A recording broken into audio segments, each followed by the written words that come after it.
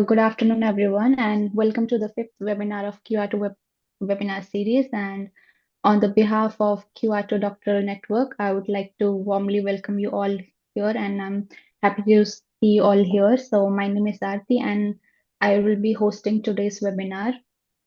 So, it's my great pleasure to introduce today's speaker and my supervisor, Maciej Lewenstein. So, Professor Lewenstein, he's a group leader of Quantum Optics Theory Group at ICFO, and he has been the key figure in the development of several areas of modern physics, including ultra-cold atom, quantum optics, quantum information, and the most relevant for the context of QU-ATTO network, the strong field physics and attosecond physics. Over the years, his work has profoundly shaped the theoretical foundation of strong field physics, laser matter interaction. In particular, Professor Lowenstein and his collaborator developed one of the first quantum mechanical description of high harmonic generation within the strong field approximation, introducing the quantum orbit picture that has become the cornerstone of the attosecond sciences. This research activity in his group has continuously evolved, extending from the high harmonic generation in atomic and molecular gases to the high harmonic generation in many phases of matter, including solids and topological materials. In parallel, the group has placed the particular emphasis on the strong field phenomena from the quantum optical perspective, including the role of quantum light and the optical correlations. Okay, and with that, now I will hand over the screen to Professor Lewenstein, and thank you very much for taking from taking time for us and being with us today. Thank you very much, Aarti. So can you see the slides now? Yeah. Okay. And can you see the pointer?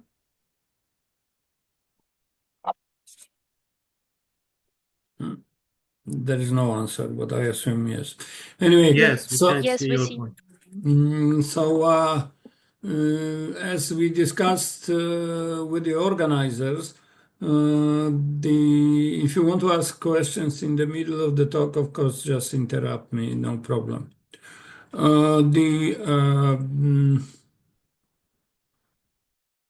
Okay, so let's start. I always start my talks with the slides which show all the agencies that support research at Quantum Optics Group at ICFO in Casteldefels. Now, unfortunately, most of these grants has gone. I mean, a year and a half ago, the group was 30 people.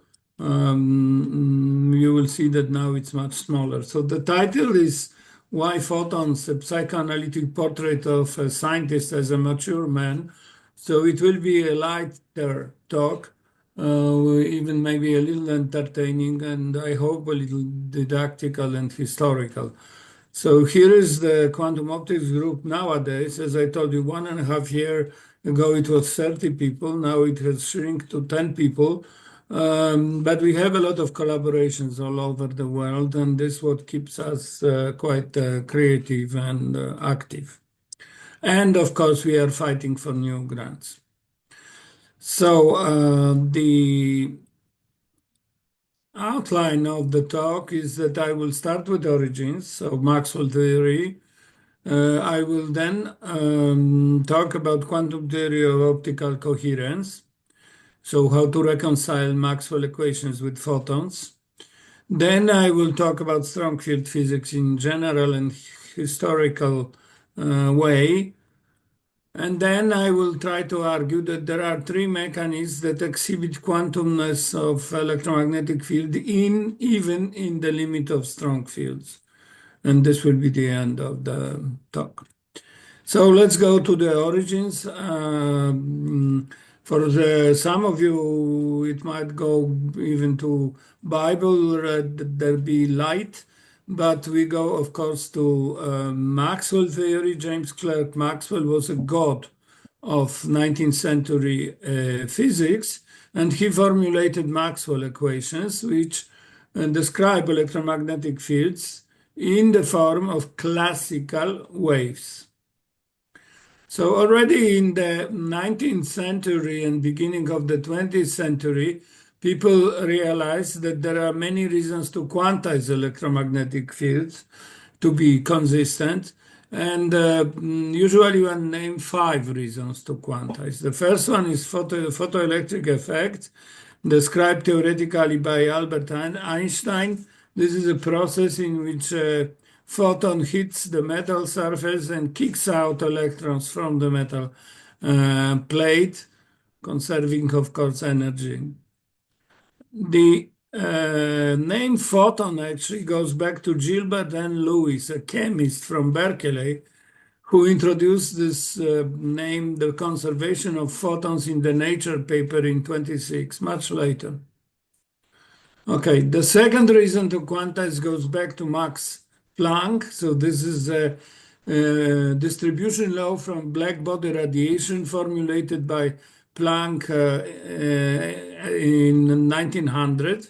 In classical theory, this is divergent at high frequencies or short wavelengths.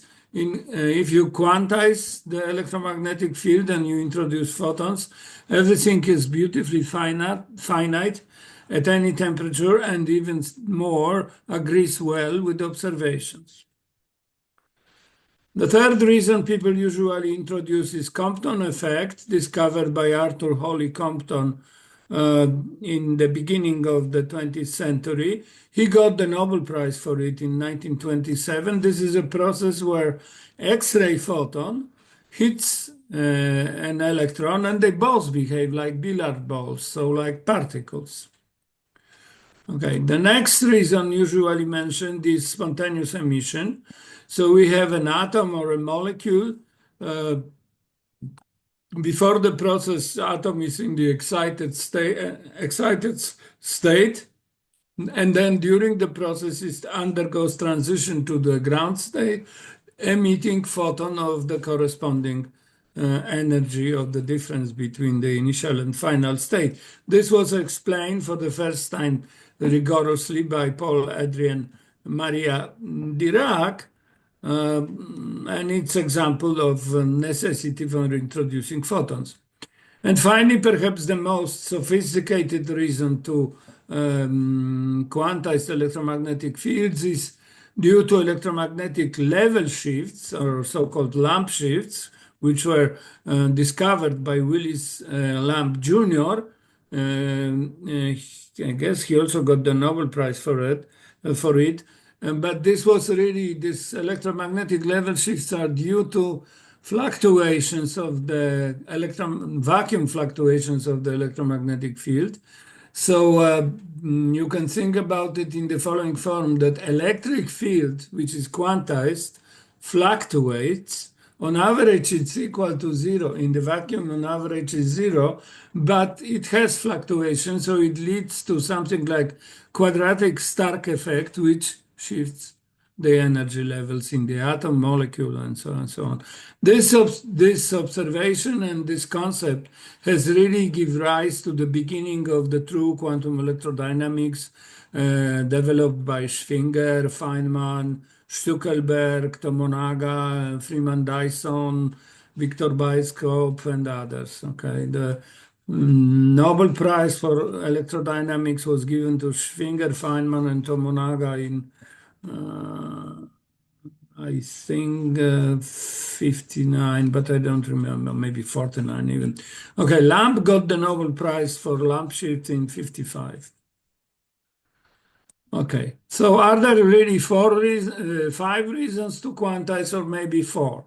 So in my first lecture of quantum optics in my master course, which I have initiated together with my friend Marek Kuś, some of you know him, also a brilliant physicist. We listened to the introductory lecture on quantum optics by Kazik Zążewski and the late, unfortunately, Krzysztof Witkiewicz. And these people in the first lecture described this paper, the photoelectric effect without photons. This was a paper by Willis Lamp Jr. and by Marlan Scully. So, okay. What they do in the paper, they use the time-dependent perturbation theory to describe the response of the atom to response or metal or whatever the target to the oscillating classical field. And of course, due to conservation of energy, they get the same formulas as Einstein derived. So in the end, they write in the conclusions, we understand that photo effect as being the result of a classical field falling on a quantized atomic electron. The introduction of the photon concept is neither legally implied by nor necessary for explanation of the photoelectric effect. Well, it's horror. So photon betrayed me here for the first time, but not for the last time. I was very disappointed. So then next thing we learned in this lecture was quantum theory of optical coherence, which essentially says how to reconcile Maxwell equations with photons. So it was stimulated by the observation of photon correlations in astronomy in the so-called Hanbury-Brown and Twiss effect. And in fact,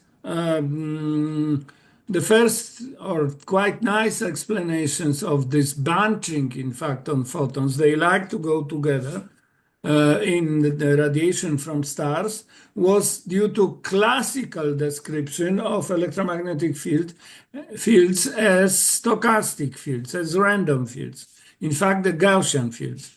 And this was done very successfully by Emil Wolf and Leonard Mandel. But the truly quantum theory of optical coherence has been formulated by Roy Glauber and independently by George Sudarshan. Unfortunately, all these people are gone already. Okay, so how to reconcile the Maxwell with photons, Maxwell equations with photons? Well, the best thing is to read papers by Roy Glauber. This is the first one, which is about photon correlations, exactly explaining Hanbury-Brown Twiss effect with quantum electrodynamical approach. It has very many citations. This paper about quantum optical coherence theory has even more citations. And of course, the most cited one is this one about the coherent states.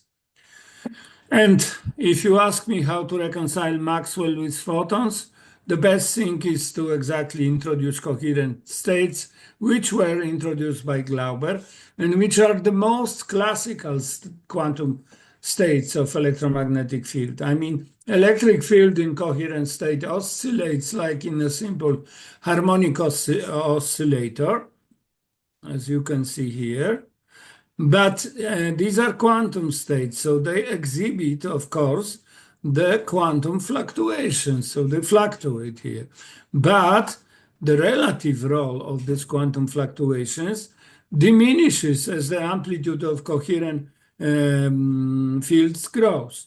So in another word, if you go to very strong fields, you can forget about quantum fluctuations and you can forget about the photons. So I feel betrayed by photons again, but this time in the context of strong fields.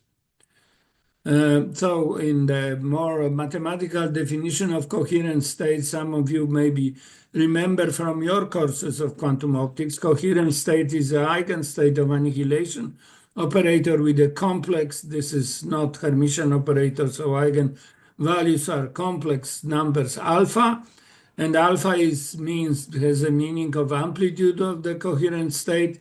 The probability distribution of number of photons in the coherent state is given by the Poissonian distribution with average n average. And if this n average is proportional to amplitude modulus squared, and the variance is also proportional to amplitude. Variance squared is also proportional to alpha modulus squared. So variance itself is simply proportional to square root n. If n goes to infinity, square root n, you can forget. This is where I am betrayed by photons again. Photons are not important in the strong fields. Okay, so of course there is example of states which are very quantum, and these are squeeze states. So let's talk about those. Normally, these are the states that minimize the Heisenberg uncertainty principle. So normally, if you think about the particle, you talk about variance of the position measurement and momentum measurement.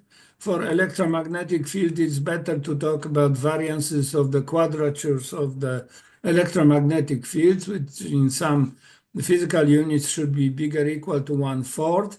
Squeeze states, similarly as coherent states, saturate this inequality, so it is equal 1/4 really. And they have very beautiful quasi-probability distribution of this quadratures, the so-called Wigner function. It is actually like true probability distribution because it is positive, definite everywhere.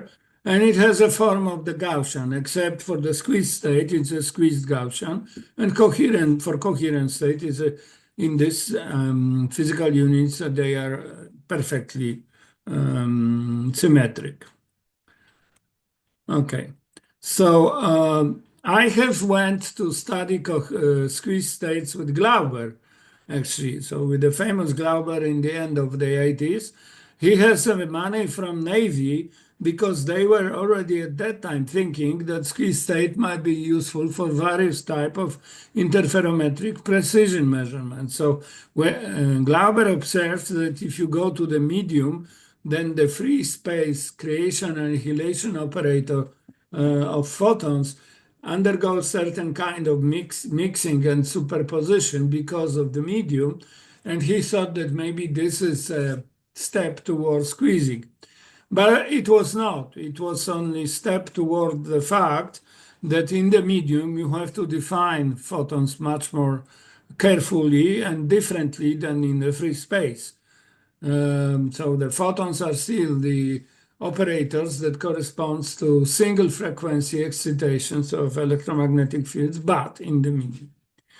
And we wrote this paper, which is a reference paper for this area.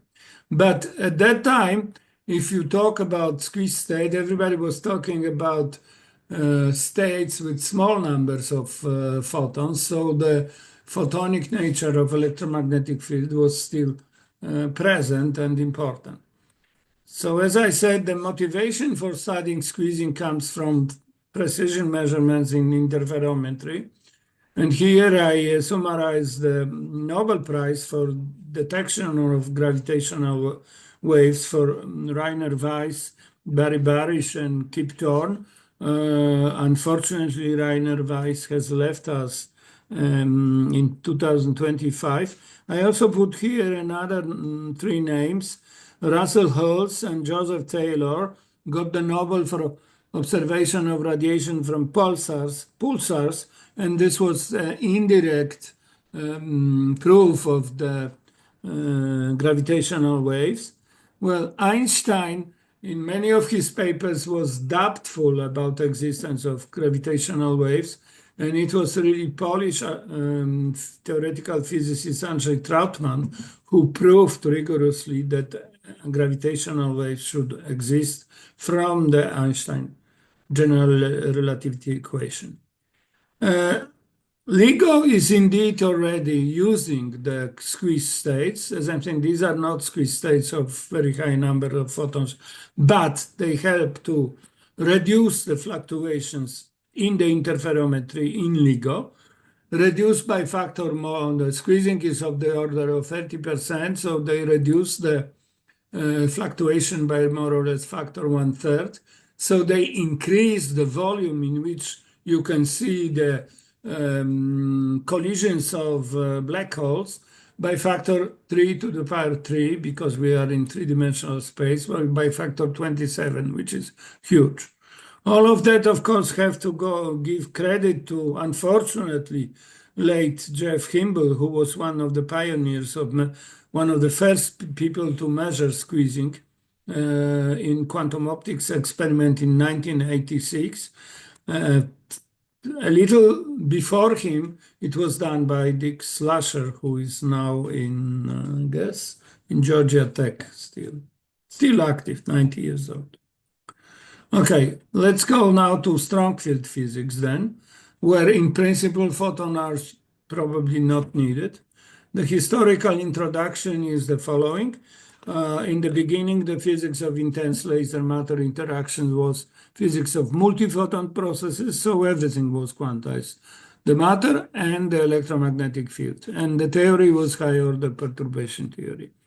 With the advent of high-power lasers, however, the need for quantum electrodynamics description of electromagnetic fields has simply diminished. As I told you, strong fields do have small relative quantum fluctuations.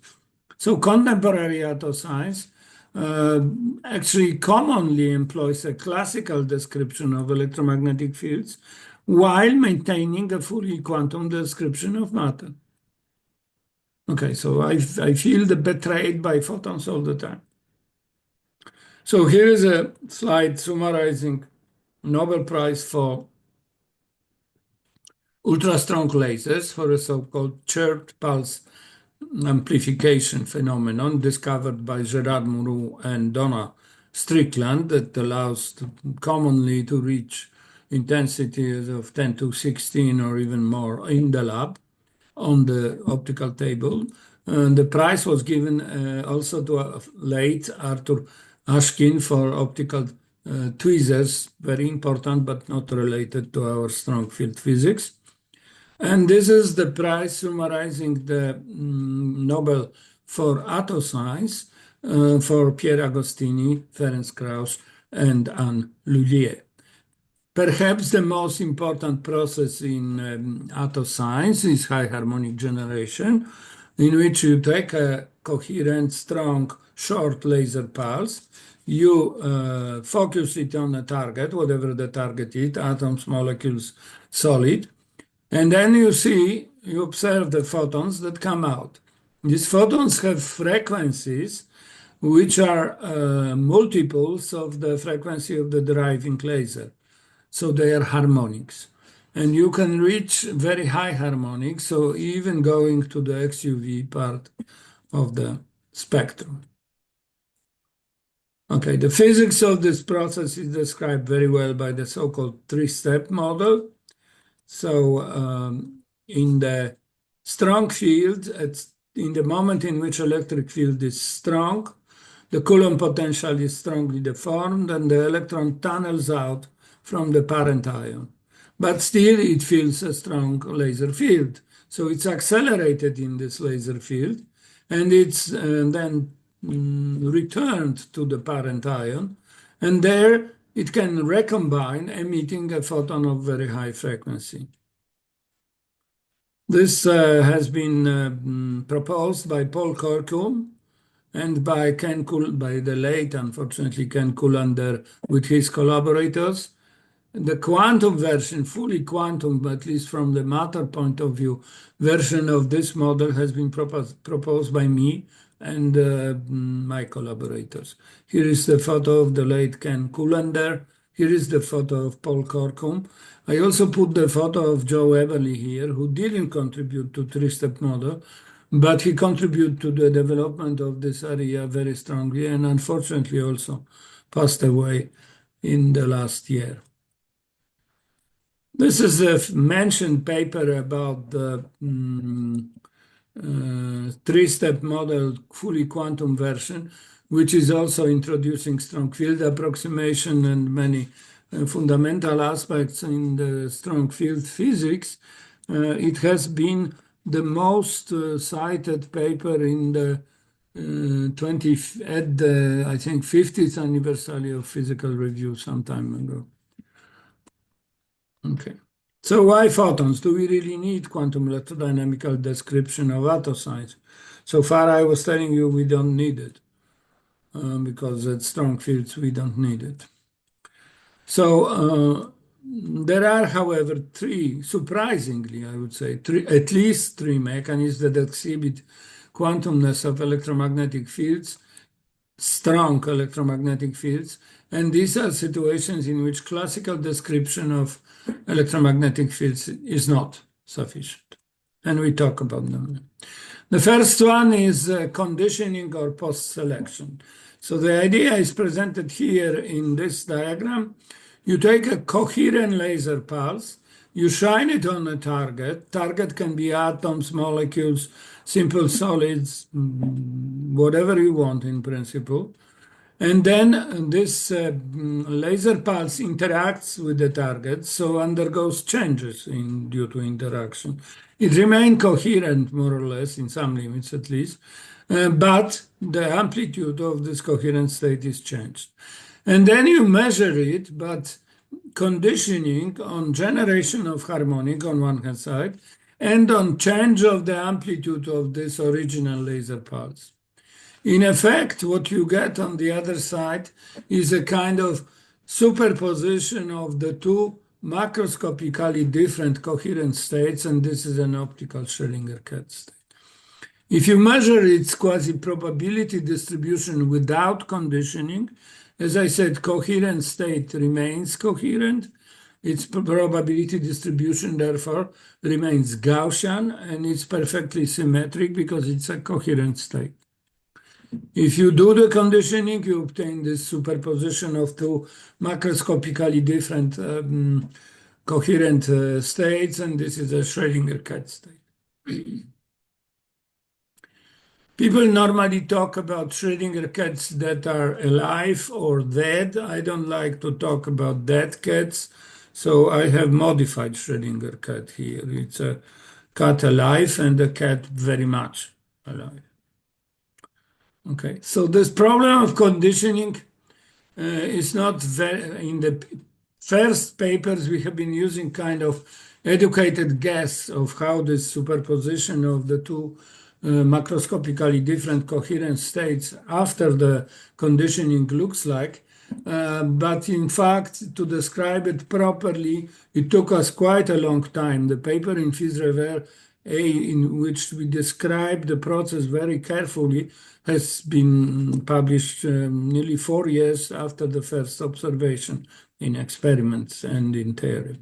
So this is this paper, and okay, the scheme is such that indeed in the measurement you not only generate the harmonics, but you have to monitor that you generate harmonics because you condition on the presence of harmonics, but you also have to monitor how much the amplitude of the driving pulse has been changed due to the interaction. And this is more or less the scheme of this thing. It's technically quite important. You make a sampling and you simulate this sampling in the calculation. At the very end, it turns out that educated guess that we made in 21 has 97% fidelity, so it's not bad. But this is the proper way of describing it is more complicated.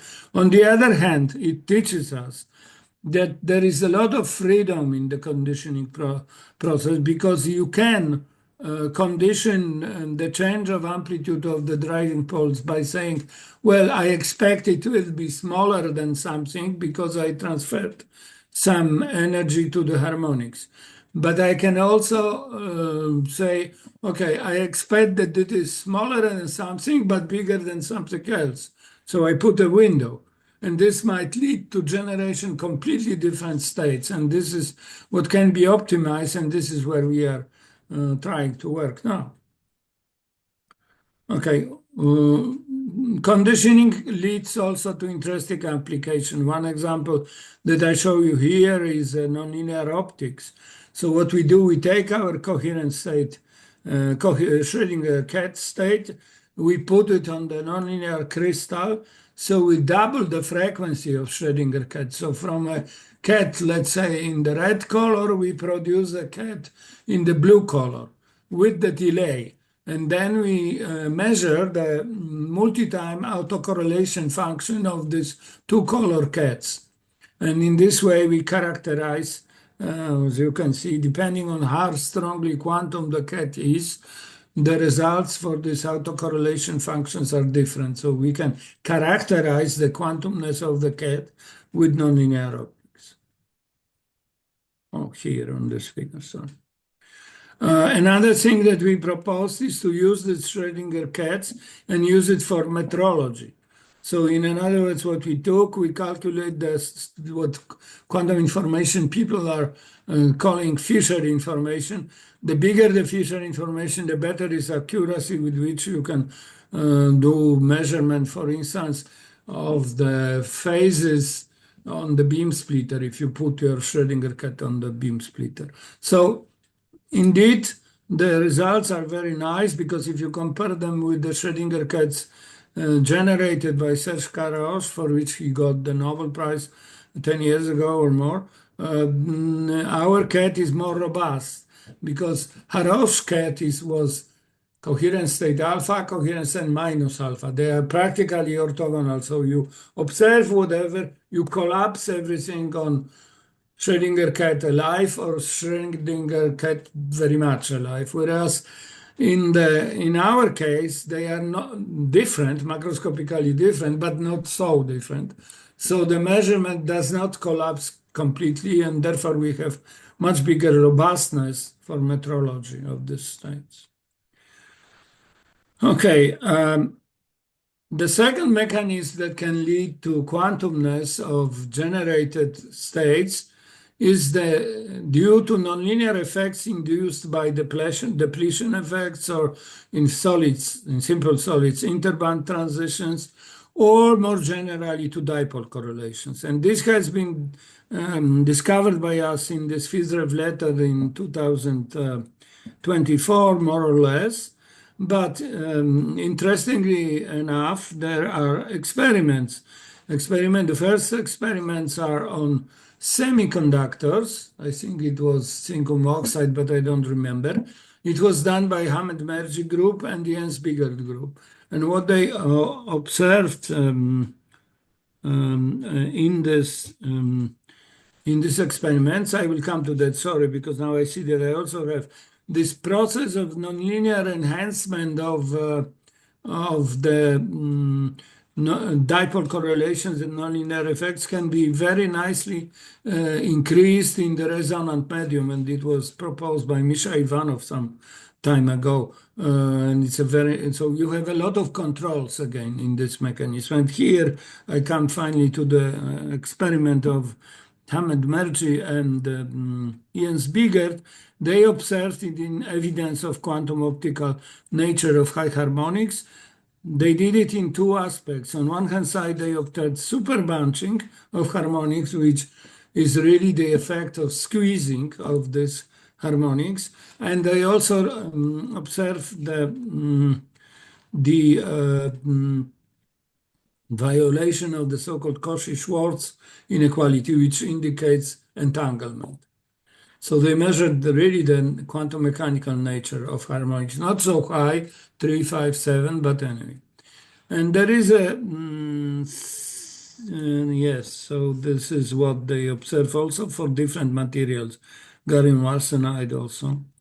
And there is a second experiment, which is newer, but I think it's also published already, where they observe really the correlation. So they observe multi-mode entangled squeeze states for harmonics. In this case, the entanglement is pairwise for pairs of modes, but the whole states contains these binary entangled pairs. And again, violation of this Cauchy-Schwarz inequality, which implies the entanglement. So, oops, sorry.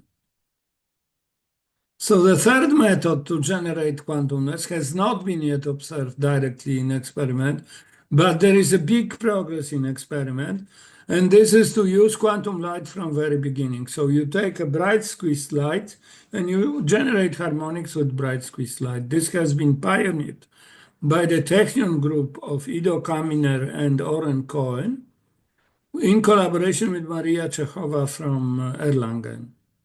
We have also contributed to this by, for instance, studying the structure squeezed light, so circularly polarized squeezed light, applying it to generate harmonics. In classical case, you cannot generate harmonics with circularly polarized light because electron goes away from parent ion and never comes back because it goes on circular trajectory.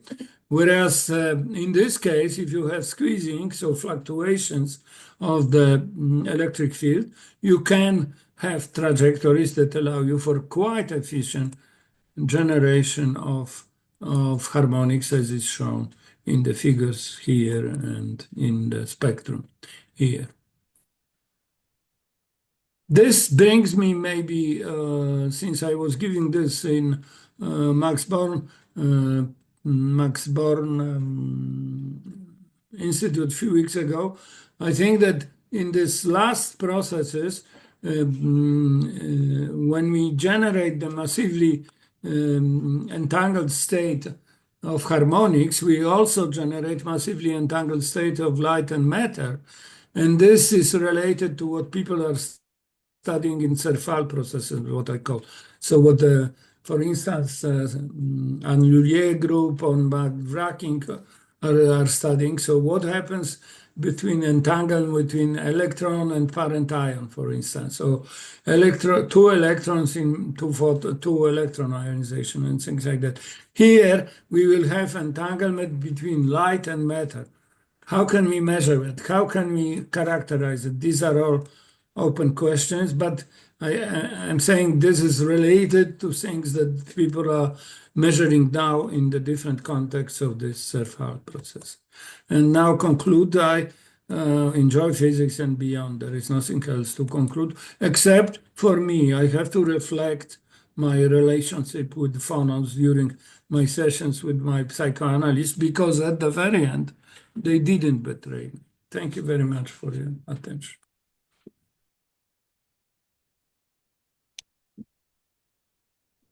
Thank you very much, Maciej. It was a very nice talk. And now we have some time for questions. So yeah, if anyone has some questions, we can ask.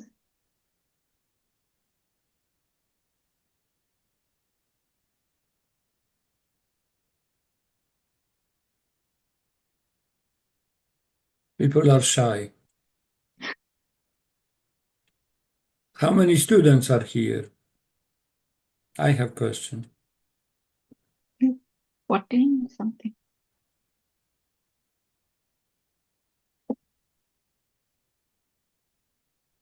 So then why don't students just tell me what do they do in one sentence?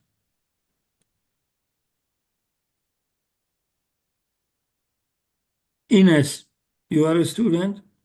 You look like a student, but I don't want to offend anybody. What do Yes, you I do? am a student, yes. What do you do?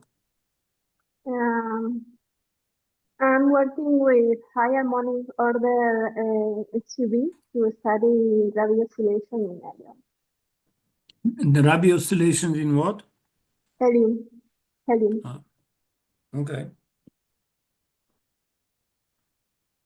Juliana, I met in Berlin, but you didn't tell me what you do. Hello. Hi.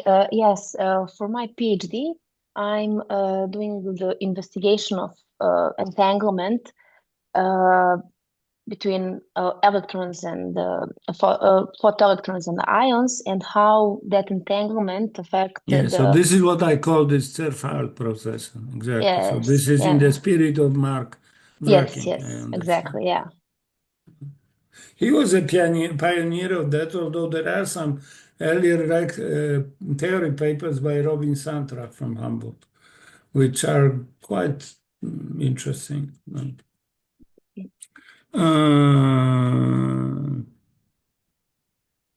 Victoria, your student? Yes, I'm from Lund University. I'm working with quantum tomography of ionization induced by high harmonic generation in noble gases as argon, helium. Yeah. Uh-huh. That's very interesting also.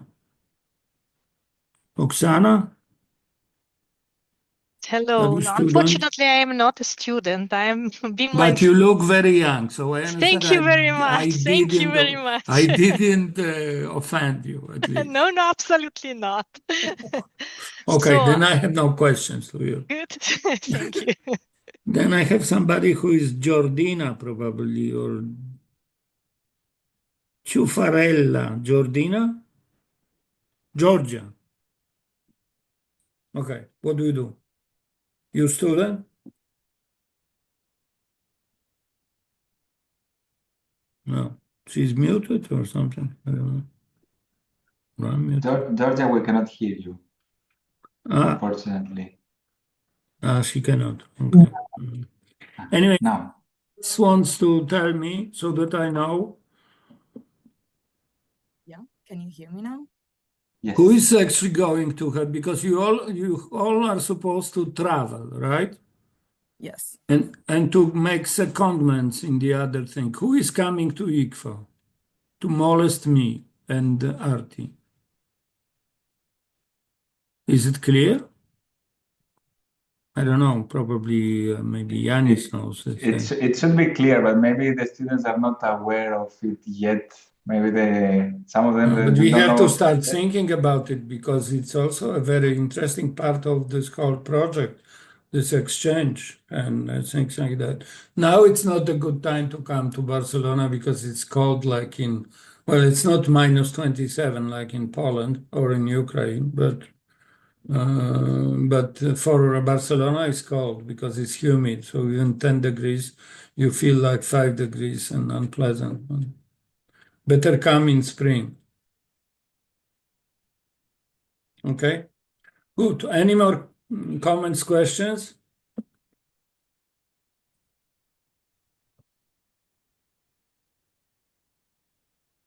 So if somebody is shy, we can stop recording, and then maybe somebody can speak freely. Shall we do this? You mean that they are afraid of being recorded? Yeah, maybe. So okay. Then I will stop recording.